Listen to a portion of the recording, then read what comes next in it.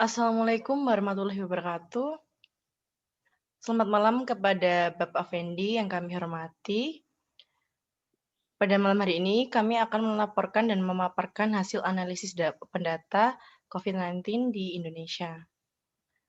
Kelompok kami beranggotakan yang pertama, saya Salsabila Kusuma Putri, kemudian ada Willy Fernando, kemudian ada Riansyah Aulia Kori, dan Thomas Gunawan.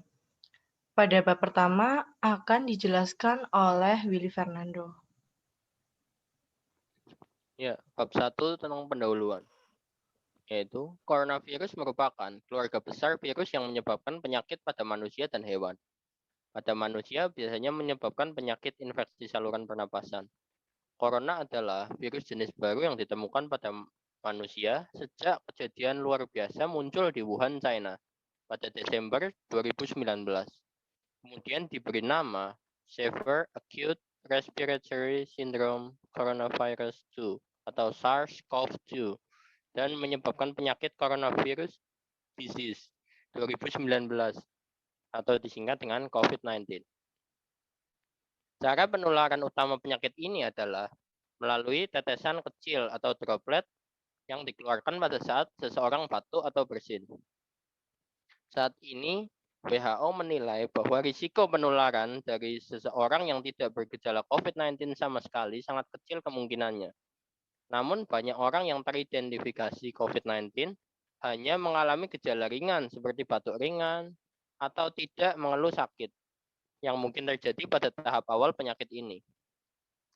Sampai saat ini, para ahli masih terus melakukan penyelidikan untuk menentukan periode penularan atau masa inkubasi COVID-19. Tetap pantau sumber informasi yang akurat dan resmi mengenai perkembangan penyakit ini. Penularan virus corona atau SARS-CoV-2, penyebab penyakit COVID-19 masih terus terjadi di seluruh provinsi di Indonesia.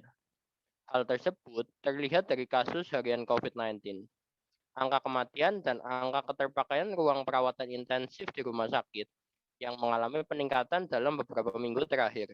Penambahan itu menyebabkan jumlah total kasus COVID-19 di Indonesia kini mencapai 1.697.305 orang. Terhitung sejak diumumkannya pasien pertama pada 2 Maret 2020. Sumber data yang kami peroleh yaitu dari Kaggle Dataset.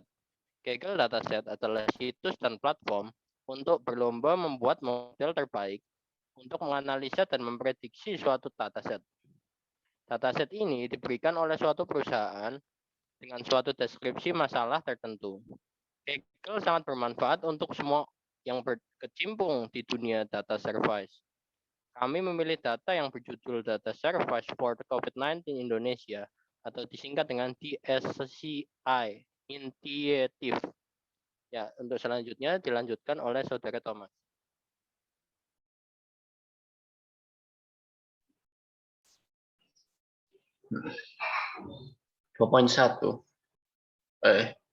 Bab 2, grafik.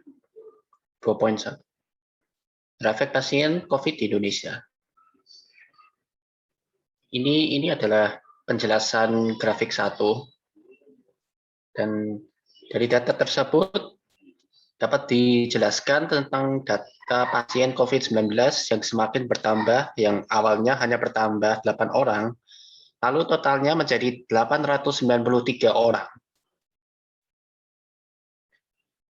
Di bawah grafik tersebut, kelihatannya ada 8 orang yang terkena COVID pada tanggal 10 Maret 2020, dan ada 7 orang yang terkena COVID di 11 Maret 2020, 35 orang yang terkena COVID pada tanggal 13 Maret 2020, 27 orang yang terkena COVID di 14 Maret 2020, 21 orang di tanggal 15 Maret 2020, 17 orang yang terkena COVID pada tanggal 16 Maret 2020, dan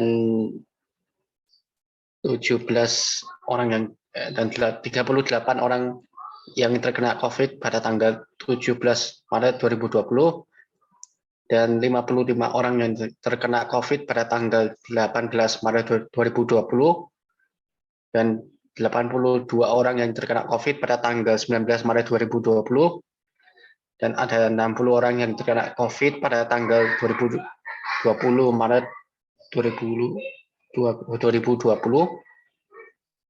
81 orang pada tanggal 21 Maret 2020, 4 orang yang terkena COVID pada tanggal 22 Maret 2020, 65 orang pada tanggal 23 Maret, 106 orang pada tanggal 24 Maret, 105 orang pada tanggal 25 Maret, dan 103 pada tanggal 26 Maret.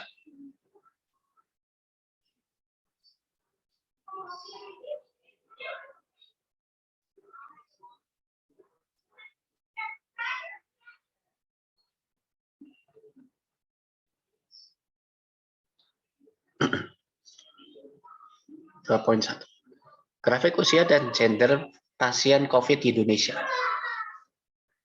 Dari data tersebut dapat dijelaskan bahwa usia pasien COVID-19 yang terjangkit paling banyak pada usia 80 tahun ke atas dan yang terkena COVID-19 lebih banyak adalah wanita.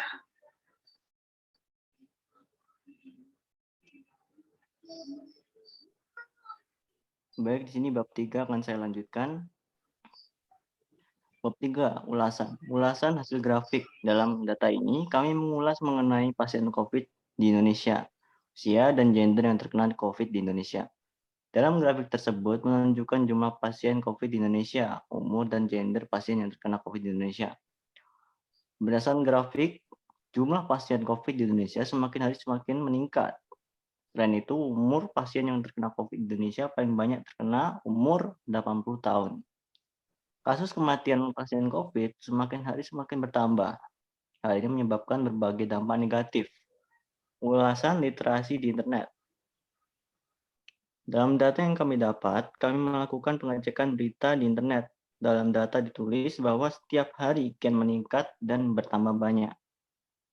Hal tersebut terlihat dari kasus harian COVID-19, angka kematian dan angka keterpakaian ruangan perawatan intensif di rumah sakit yang mengalami peningkatan dalam beberapa minggu terakhir.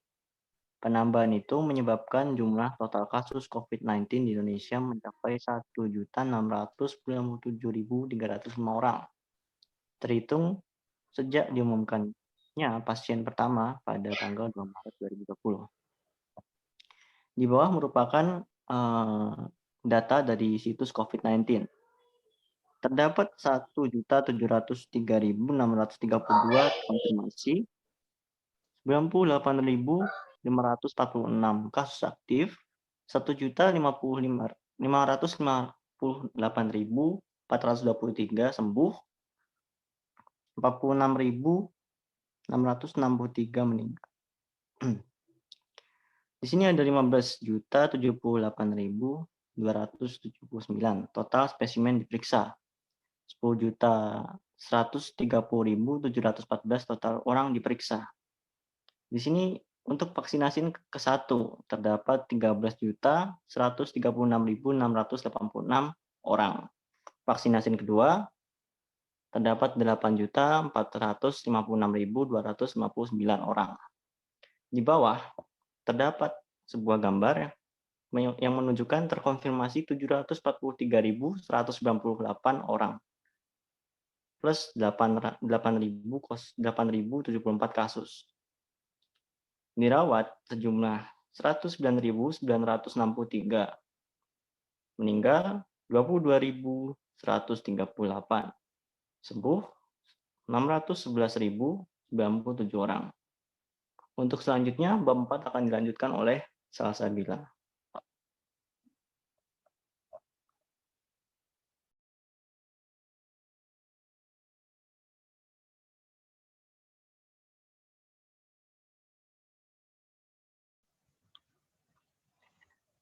Yang terakhir adalah kesimpulan. Dari data di atas dapat disimpulkan bahwa virus COVID-19 di Indonesia semakin hari kian bertambah. Pasien COVID di Indonesia semakin meningkat. Kematian akibat COVID pun kian bertambah. Akibatnya banyak dampak negatif bagi masyarakat di Indonesia. Kita sebagai warga negara Indonesia harus selalu waspada dan menjaga kesehatan diri agar tidak mudah terkena virus COVID. Sekian pemaparan hasil analisis open data COVID-19 di Indonesia dari kelompok kami. Bila banyak kurangnya, mohon dimaafkan. Wassalamualaikum warahmatullahi wabarakatuh.